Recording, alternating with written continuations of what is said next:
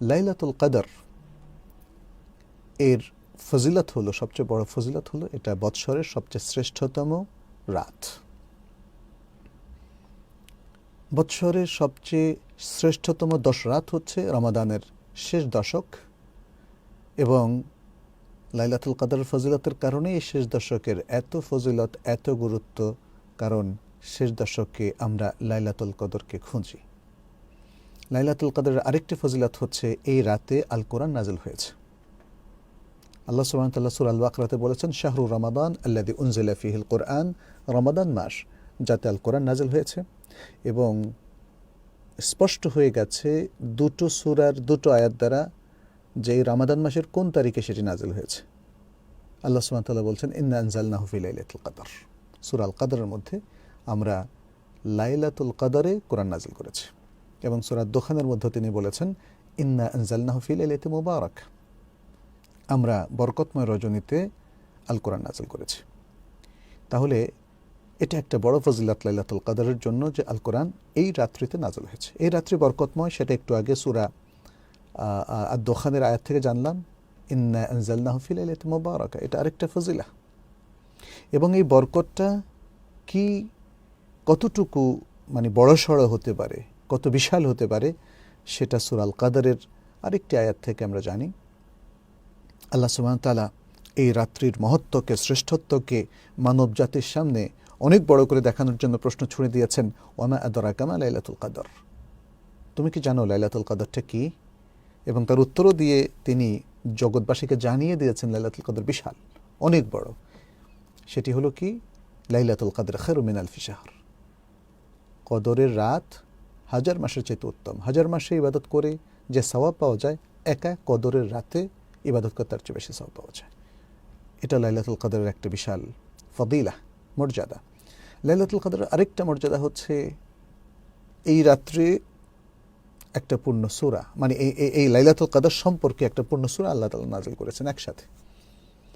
সূরা আল কদর একসাথে নাজিল করা হয়েছে, এবং পুরা আল কদরের পুরো ভাষ্যটাই লাইলাতুল কদরকে ঘিরে নাজিল হয়েছে। মূলত বলা উদ্দেশ্য এটাই, একটা সূরার মূল থিম, মূল বক্তব্য সবকিছুই হচ্ছে লাইলাতুল কদরকে ঘিরে। এই রাত্রে আল্লাহর নির্দেশ ক্রমে অনেক ফেরেশতা এবং জিবরিল এই ভূপৃষ্ঠে নেমে আসেন আল্লাহর নির্দেশ নিয়ে, এবং এই রাত্রি শান্তিময়।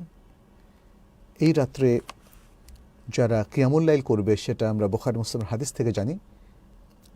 রাসূল সাল্লাল্লাহু আলাইহি ওয়াসাল্লাম বলেছেন, মান কামা লাইলাতাল কদরি ঈমানান ওয়া ইহতিসাবান গুফিরা লাহু মা তাকাদ্দামা মিন যামবি, যে ব্যক্তি লাইলাতুল কদরে কিয়ামুল লাইল করবে ঈমানের সাথে, সওয়াবের আশায়, তার পূর্বের সকল পাপকে ক্ষমা করে দেওয়া হবে। এই রাত্রে আল্লাহ সুবহানাহু ওয়া তাআলা তার নির্দেশনামা, যেটি তিনি এই জগৎ সংসারের জন্য নির্ধারণ করে রেখেছেন, তিনি লাউহে মাহফুজ থেকে শেষ আসমানে পাঠিয়ে দেন। এবং সে কথাটি সূরা আদ-দুখানের মধ্যে আল্লাহ তাআলা এভাবে বলেছেন, ফিহা ইউফরাকু কুল্লু আমরিন হাকিম। এই রাত্রে লাইলাতুল কদর, লাইলাতুল মুবারাকার এই রাত্রে আল্লাহ সুবহানাহু ওয়া তাআলা প্রত্যেক প্রজ্ঞাময় নির্দেশ তিনি বন্টন করে দেন। সুতরাং আমরা এতগুলো ফজিলত দেখতে পাচ্ছি একটা রাতের, সেই রাত্রি কেন শ্রেষ্ঠ হবে না? আর এর চাইতে শ্রেষ্ঠ আর কোনো রজনীর কথা তো আমরা জানি না কোরআন এবং সুন্নায়। এর চাইতে শ্রেষ্ঠ রজনীর আর কোনো গল্প, আর কোনো উপাখ্যান কিংবা আর কোনো তথ্য উপস্থাপন করা হয়নি। এই রাত্রে তাহলে কাজটা কি? এই রাত্রের কাজ হলো আল্লাহর ইবাদত করা, এক্সক্লুসিভ ইবাদত করা, যেটা রাসূল সাল্লাল্লাহু আলাইহি সাল্লামের আমল থেকে জানা যায়। আয়েশা রাদিয়াল্লাহু তাআলা আনহা বলছেন, বুখারীর হাদিসে এসেছে, ইদা দাখালাল আশরুল আওয়াখির আহিয়াল লাইল, নবী সাল্লাল্লাহু আলাইহি সাল্লাম কানা ইউহিল লাইল, নবী সাল্লাল্লাহু আলাইহি সাল্লাম রাত্রটাকে প্রাণবন্ত করে তুলতেন ইবাদত দিয়ে। ওয়া আইকাযা আহলা, এবং পরিবার পরিজনকে জাগাতেন। ওয়াজাদ্দা ওয়াশাদ্দাল মিজার, এবং খুবই সিরিয়াসলি কোমর কষে ইবাদতে লেগে যেতেন। তাহলে আসলে এই রাত্রটিকে পাওয়ার জন্যই আয়োজন। প্রতি রাত্রে তিনি এবং তার উম্মতের প্রত্যেক ব্যক্তি এভাবেই শেষ দশকের প্রতি রাত্রে এভাবে তারা এক্সক্লুসিভ ইবাদতের মধ্যে মগ্ন হয়, যাতে করে এই রাত্রিটাকে পাওয়া যায়। তাহলে এভাবে ইবাদতে রাত্রটিকে প্রাণবন্ত করে তোলা, এটা একটা আমল। আরেকটা আমল পরিবার পরিজনকে জাগানো, আরেকটা আমল হচ্ছে এই রাত্রে কোরআন তেলাওয়াত করা বেশি বেশি। আপনি সালাতের মধ্যেও করতে পারেন, সালাতের বাইরেও করতে পারেন। দোয়া আজকার পড়া, কারণ রাত্র অনেক বড়, সারাক্ষণ আপনি শুধু সালাত পড়তে থাকবেন তা তো নয়, আপনি অন্যান্য আমলগুলো করতে পারেন। এর মধ্যে আজকার পড়া, কি সুন্দর সুন্দর আজকার আছে, সেগুলো পড়তে পারেন।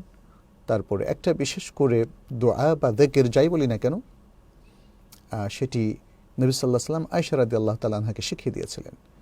আয়েশা রাদিয়াল্লাহু তাআলা আনহা নবী সাল্লাল্লাহু আলাইহি ওয়াসাল্লামকে বললেন, ইয়া রাসূলুল্লাহ, আমি যদি জানতে পারি লাইলাতুল কদর কোন রাত্রি, তাহলে আমি কি বলবো?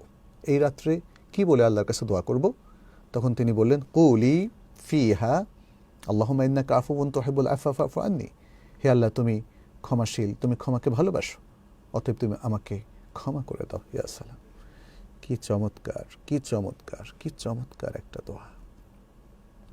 আল্লাহর কাছে ক্ষমা চাওয়া এবং এই আশায় যে তিনি ক্ষমা করে দেবেন, আসলেই তো ক্ষমা করে দেবেন। ক্ষমার জন্য এই চমৎকার উপলক্ষ তৈরি করা হয়েছে। শ্রেষ্ঠ রজনীকে আমরা বেছে নিচ্ছি আল্লাহর কাছে ক্ষমা চাওয়ার জন্য। এর চাইতে বড় কিছু আর কি হতে পারে? এ রাত্রে আপনি আপনার দান খায়রাত সাদাকার প্ল্যানটাও করতে পারেন। কেউ যদি থাকে আপনি পাঠাতে পারেন, রাত্রেও পাঠাতে পারেন। সুবহানাল্লাহ, এর আলাদা একটা মানে প্রভাব আছে। এখন তো আমাদের বিকাশ, আগে তো ব্যাংকে যেতে হতো দিনের বেলা, এখন বিকাশ থেকে, অথবা আমি জাস্ট বিকাশ বলছি বিকাশকে অ্যাডভার্টাইজ করার জন্য নয়, এই ধরনের যে ফ্যাসিলিটিগুলো আছে, আমি অনলাইনে টাকা ট্রান্সফার করে দিতে পারি গরিব দুঃখীদের। আমি এই সময়টায় এই স্পেসিফিক ইবাদাটা করা এখন আমার জন্য অনেক সহজ হয়ে গেছে। এভাবে আমরা কিয়ামুল লাইল, সালাত, কিরাআতুল কোরআন, তাদাব্বুর ফি খালকিল্লাহ, তাদাব্বুর ফি তাওহীদিল্লাহ, আল্লাহ তৌহিদ নিয়ে চিন্তা ভাবনা, জীবনটাকে সংশোধন করার জন্য, তারপরে পাপমুক্ত হওয়ার জন্য তওবা ইস্তেগফারের মধ্য দিয়ে, আযকার দোয়ার মধ্য দিয়ে, দান খয়রাত সাদাকার মধ্য দিয়ে আমরা এই রাত্রটাকে প্রাণবন্ত করতে পারি। আর এর মধ্যে যাদের পক্ষে সম্ভব তারা ইতিকাফ করবেন, তারা ইতিকাফ করবেন, কারণ ইতিকাফ যারা শেষ দশক করছেন তারা অবশ্যই লাইলাতুল কদরকে ইতিকাফের মধ্যে পেয়ে গেছে। অতএব নানামুখী আমলের একটা চমৎকার সমাহার লাইলাতুল কদরের মধ্যে তৈরি হয়ে যায়। আসুন আমরা সেটাকে গ্রহণ করি।